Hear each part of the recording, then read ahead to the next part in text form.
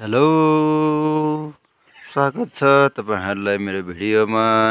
कुखुरा बास बस्ने बेला भइसक्यो है साथी हो। आज हिजो चाहिँ हामीले यहाँनेरि बुढीसँग टक्क खोर्सानीको बिरुवा रोपेको है। यो हरियो भएको छ। यहाँको अस्तिको चाहिनेको बिरुवा उखालेर चट्टसँगले धेरै खोर्सानीको बिरुवा रोपेका छौँ घुरेनमा। अनि हाम्रो भेडाले चाहिँ घाँस खाँदैछ है। भेडाहरू चाहिँ घाँस खानमै व्यस्त रहेछ है। मस्तसँगले घाँस खाँदै। अनि यहाँ चाहिँ यो चाहिँ निभाराको रुख भन्छ है। यसलाई चाहिँ निभारा चाहिँ टन्नसँगले फलिरहेर चाहिँ यो पछि पाक्छ। केटाकेटीले खान पनि मिल्छ यो चाहिँ।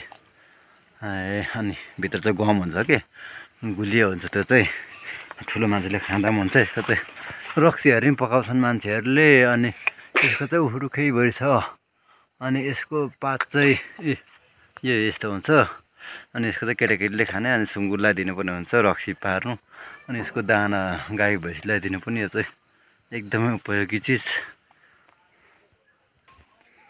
यो चाहिँ करेला घारी है। करेलाको घारी भन्छ। करेलाको ध्यान चाहिँ तलबाट पलाएको छ। अनि यसलाई चाहिँ यो फल्नको लागि सजिलो होस् भनेर भुइँमा चाहिँ फल्न गाह्रो हुन्छ यसलाई।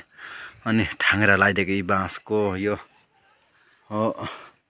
पहिले अनि हानेको चिलाउने मौवाहरूको चाहिँ हुन्छ। यसलाई ठाङ्ग्रा बाँसको भन्छ। यतातिर पनि यस्तो हुन्छ है साथी हो। अनि यो चाहिँ हाम्रोमा चाहिँ अब पानी परेकै गर्छ। अनि त्यस कारणले चाहिँ चैत्र वैशाखमा चाहिँ टक्क दाउरा चिरेर चाहिँ राखेको हुन्छ। अनि यो चाहिँ दाउरा है बर्खाभरि पल्ले। अनि यता चाहिँ मेरो मिसेस यता कता अन्धारो आउने रहेछ नि। अनि यो चाहिँ मौरीको डुँडो है। यहाँ चाहिँ मौरी छ। यो मैले राखेको आयो है रातो भाले साथी हो। हगो है। रातो भालेले हेर्दै सुली हगेर गयो। कहिले काहीँ सुन पनि हगिदिनु नि एक तोलाको है। यो चाहिँ प्रत्येक घरमा एक दुईवटा मौरी चाहिँ हुन्छ। एक दुई घर चाहिँ। अनि यहाँ मेरोमा पनि छ है। यो चाहिँ मेरो घर चाहिँ यस्तो छ कि भर्खर बनाएको। यो छाना लगाएको। पहिला चाहिँ खरको छाना थियो।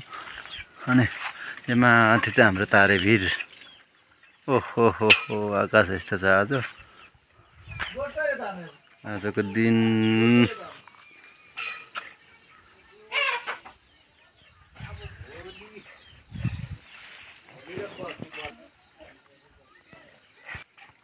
यो चाहिँ सुँगुरखोर है। पुरानो सुँगुरखोरमा चाहिँ यस्तो हुन्छ। हाम्रो दाउरा राख्नुपर्छ। दाउरा राखेन भने चाहिँ हुन्न, बर्खा पोल्नुपर्छ।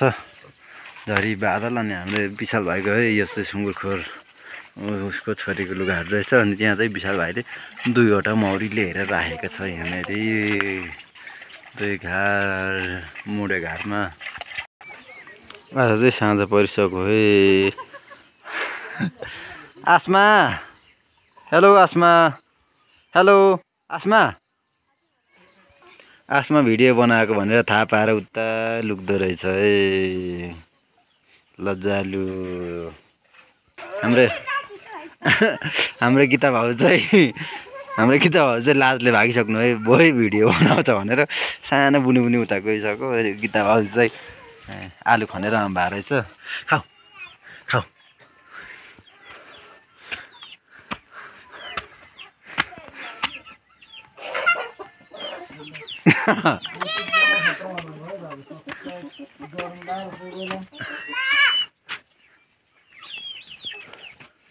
भिडियो नबनाउनु आसमा। भिडियो नबनाउनु।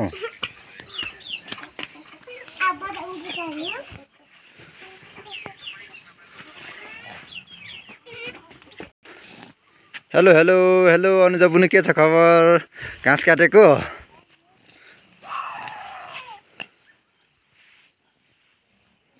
हाम्रो अनुजा बुनु चाहिँ लजाएर है। लजानु भएन नि। अनुजा बुनुले चाहिँ स्कुलबाट आएर पनि एक डोको निम्ठै घाँस काटिसकेछ। भैँसीलाई माथि दुईवटा भैँसीलाई पुग्ने। अझै छाँदेर लाने बुनु। यता फर्कदा एकचोटि हाँस नै थर्केर हेर न लजाएर गाउँमा चाहिँ एकदमै लजाउँछन् है केटाकेटीहरू। उता चाहिँ हाम्रो आसमा भतिजिनी आइपुगेछ अनि कान्छे बुनु हाँसिदेऊ त बुनु हाँसिदेऊ न हाई गरिदेऊ न हिरा मिठी स्कुलमा खेलाउनु दिनुहुन्छ हो बोक्छौ हाँस न मजाले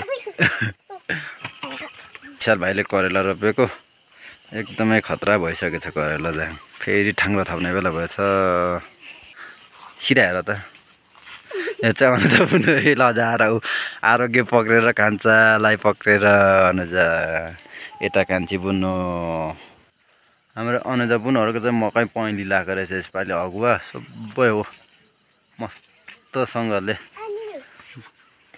घोगा लाउनु थालेछ है।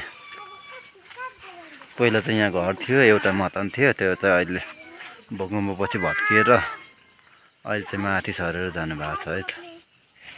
कताबाट हो प्रकाश भाइ कति कुट्यौ 118 कति आयो 11,000 ठ्याङ्लाङ्गे 3जनालाई भाग लो खतरा गरेछ केटहरू लो। हाम्रो विशाल भाइ चाहिँ एकदमै मेहनती छ यहाँ पनि त 11 मौट रहेछ विशाल भाइको अनि दिदीले थाप्नुहुन्छ विशाल भाइले चाहिँ लिएर टक्कै यहाँनिर राख्ने यताबाट रहेछ आधुनिक गाडी यहाँ पनि गाउँघर यस्तै छ है हाम्रो। यो चाहिँ टोइलेट यहाँ चाहिँ कुखुरा खोर रहेछ यो चाहिँ सुँगुर खोरमा चाहिँ यहाँ दाउरा हाम्रो गीता भाउजूको दाउरा टन्न छ है घरको माथिल्लोपट्टि भर्यो। अनि यहाँ चाहिँ सुँगुर हाम्रो गीता भाउजूको सुँगुर चाहिँ गतिलो रहेछ। अनि विशाल भाइ चाहिँ मेहनती यहाँ पनि छ विशाल भाइको मौरी अनि यता पनि छ है आधुनिक घरमा अनि यहाँ सुँगुर छ विशाल भाइको।